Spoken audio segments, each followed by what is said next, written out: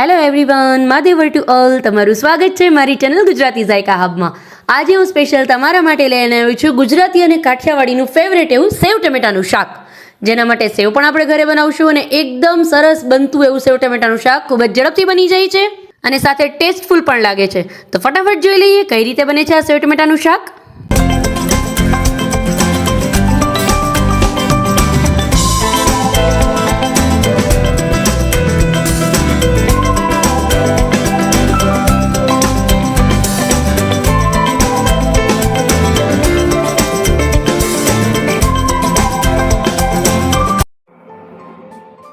હવે આજે આપણે સેવ ટમેટાનું શાક બનાવવાનું છે. તો એ શાક બનાવવા માટે સૌથી પહેલા આપણે સેવ બનાવી લેશું. તો સેવ બનાવવા માટે હું અત્યારે ચણાનો લોટનો ઘરનો યુઝ કરું છું. તમે ચણાના લોટની બદલે વ્યસન પણ હોય તો ચાલે, બટ સ્પેશિયલી ગુજરાતી લોકોના ઘરમાં ચણાના લોટની જ બધી આઈટમ વધારે બનતી હોય છે વ્યસનની બદલે, બીકોઝ એ ઘરની ચણાના લોટની સેવનો ટેસ્ટ છે એ બહુ સરસ આવે છે. એટલા માટે હું અત્યારે ચણાના લોટનો જ યુઝ કરું છું. આજે તમને હું એકદમ ઈઝી વેથી, એકદમ ઈઝી ટેકનિક અને એની સાથે સાથે એકદમ ડિલિશિયસ ટેસ્ટ એવી સેવ બનાવીને બતાવવાની છું કે ખૂબ જ ઝડપથી અને ઈઝી રીતથી તમે બનાવી શકશો. એના માટે મેં અત્યારે અહીંયા 4 વાટકા જેટલો ચણાનો લોટ લીધેલો છે. આશરે એમ કહી શકું કે 1.5 કિલો જેટલો હશે. હવે એની અંદર હું 1 મોટી ચમચી જેટલી, મતલબ 1 ચમચી જેટલી હળદર એડ કરશું, 1 ચમચી હિંગ અને સ્વાદ પ્રમાણે મીઠું એડ કરશું. બસ, તો થઈ ગયા બધા સેવ બનાવવા માટેના મસાલા. હવે આમાં બીજું કાંઈ એડ નથી કરવાનું, મોણ પણ એડ નથી કરવાનું. બીકોઝ શું થશે, જો મોણ એડ કરીને તમે સેવનો લોટ બાંધશો ને તો તમારી સેવ છે એ તેલ પી જશે અને જ્યારે સેવ બની જશે ને ઠંડી થશે ત્યારે એ સેવ છે એકદમ ગદુ ગદુ, મતલબ તેલ તેલ લાગશે અને સોફ્ટ પણ એટલી સરસ નહીં બને, ક્રિસ્પી નહીં લાગે. એટલા માટે આની અંદર મોણ એડ નથી કરવાનું. નોર્મલ ખાલી હળદર, મીઠું અને હિંગ નાખી, પાણી નાખી અને એકદમ એનો સ્મૂથ લોટ બાંધી લેશું આપણે. મારો સેવનો લોટ જે છે એ બંધાઈ ગયો છે. હવે એને હાથની મદદથી, પહેલા તવીથાની મદદથી પહેલા બધું છે એ એક સાઈડ કરી લેશું. આ રીતે એકદમ સરસ હાથ પહેલા ક્લીન કરી લેશું.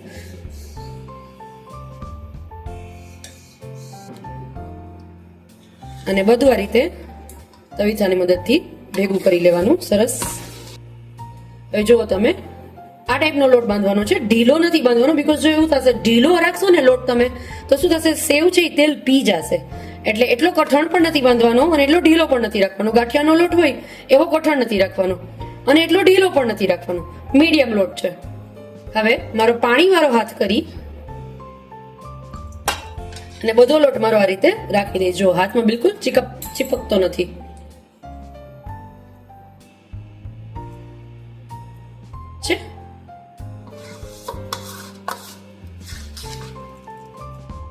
હવે એ સેવ બનાવવા માટે હું આ ટાઈપના પિત્તળના સંચાનો યુઝ કરું છું.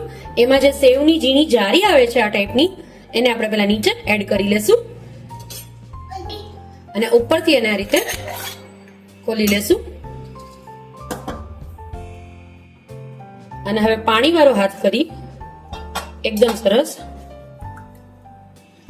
અને હાથેથી આ રીતે આને કરી અને આની અંદર એડ કરી દેશું આપણે.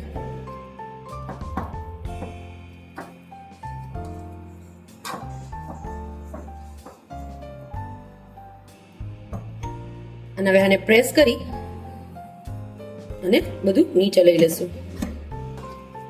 ફરી પાછો થોડો પોર્શન આમાં એડ કરી દેશું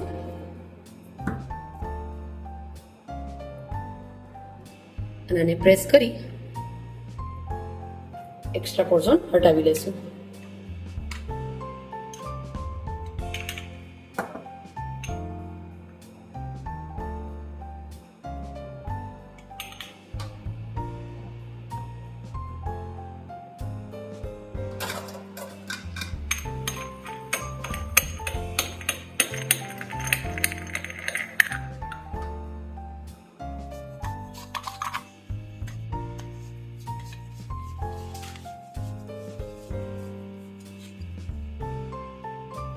સંચાને બંધ કરી દીધો. હવે આપણે એની સેવ બનાવી લેશું. હવે સેવને પાડવા માટે ઓલરેડી મેં તેલ પેલા ગરમ કરવા મૂકી દીધેલું હતું. તેલ મારું એકદમ સરસ ગરમ થઈ ગયું છે, જુઓ તમે.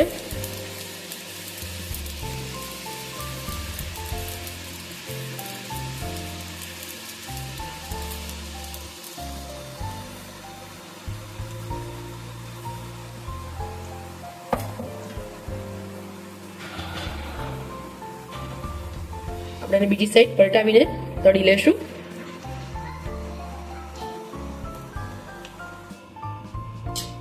જો તમે મારી એકદમ સરસ સેવ તળાઈને રેડી છે.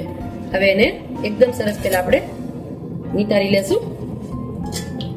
મારી સેવ ટમેટાના શાક માટેની સેવ છે ઈ રેડી છે. હવે આપણે સેવ ટમેટાનું શાક પણ બનાવી લઈએ. એના માટે સૌથી પહેલા આની અંદર હું 2 મોટા ચમચા જેટલું તેલ એડ કરીશ.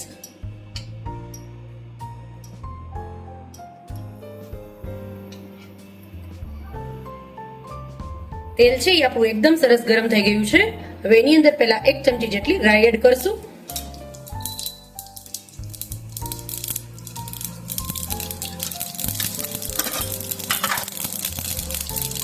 અડધી ચમચી જેટલું જીરું એડ કરશું.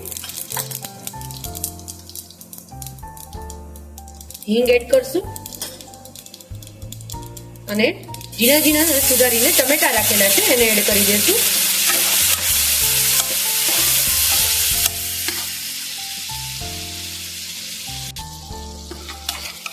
હવે આની અંદર આપણે બધા મસાલા કરી લઈશું શાકના.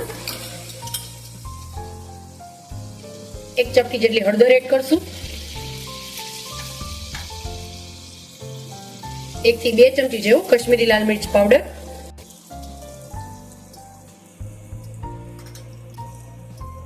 સ્વાદ પ્રમાણે મીઠું એડ કરશું અને 2 ચમચી જેટલી ખાંડ એડ કરશું. હવે આને એકદમ સરસ મિક્સ કરી લેશું.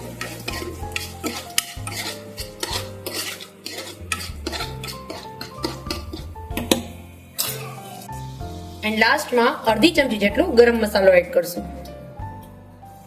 એન્ડ હવે આની અંદર પાણી એડ કરી દેશું.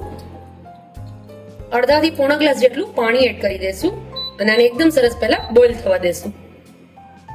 ઢાંકણ ઢાંકી અને 3 થી 4 મિનિટ સુધી એને એકદમ સરસ બોઇલ થવા દેશું.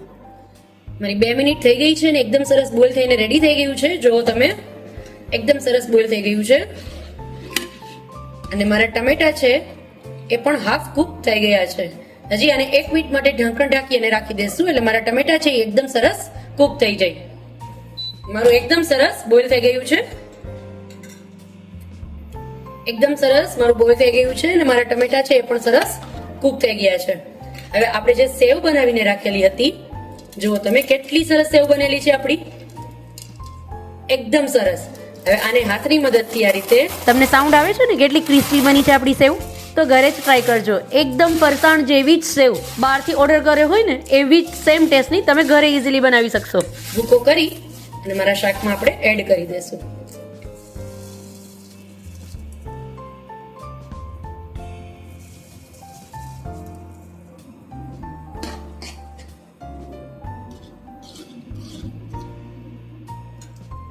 ગેસનો ફ્લેમ બંધ કરી અને આને ઢાંકણ ઢાંકી અને 2 થી 3 મિનિટ માટે રેસ્ટ આપી દેશું એટલે સેવની અંદર એકદમ સરસ બધા મસાલા ચડી જાય. જો તમે કેટલું સરસ મારું શાક બનીને રેડી છે.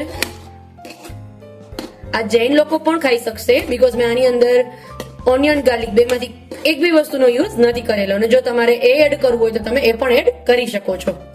એકદમ સરસ ડિલિશિયસ એવું સેવ ટમેટાનું શાક મારું બનીને રેડી છે. હવે આને ગરમા ગરમ સર્વ કરીને એન્જોય કરો. સૌથી પહેલા આપણે શાકને સર્વ કરશું આપણું. હવે આ સેવ ટમેટાના શાકને તમે રોટલી, ભાખરી, પરોઠા, બ્રેડ, રોટલો, તમને જેની પણ સાથે ટેસ્ટ પસંદ હોય એની સાથે તમે એને એન્જોય કરો ગરમા ગરમ. અત્યારે હું એને પરોઠા સાથે સર્વ કરું છું, સાથે રાયતા મરચા. તો રેડી છે મારું ગરમા ગરમ સેવ ટમેટાનું શાક, પરોઠા, રાયતા મરચા. આ રાયતા મરચા પણ તમે ઘરે ઇઝીલી બનાવી શકશો. જો તમારે શીખવું હોય તો એની લિંક ડિસ્ક્રિપ્શનમાં આપેલી છે. તો ફરી મળીશું આવી જ એક અવનવી રેસીપી સાથે. ત્યાં સુધી આવજો ફ્રેન્ડ્સ. માદેવર to all.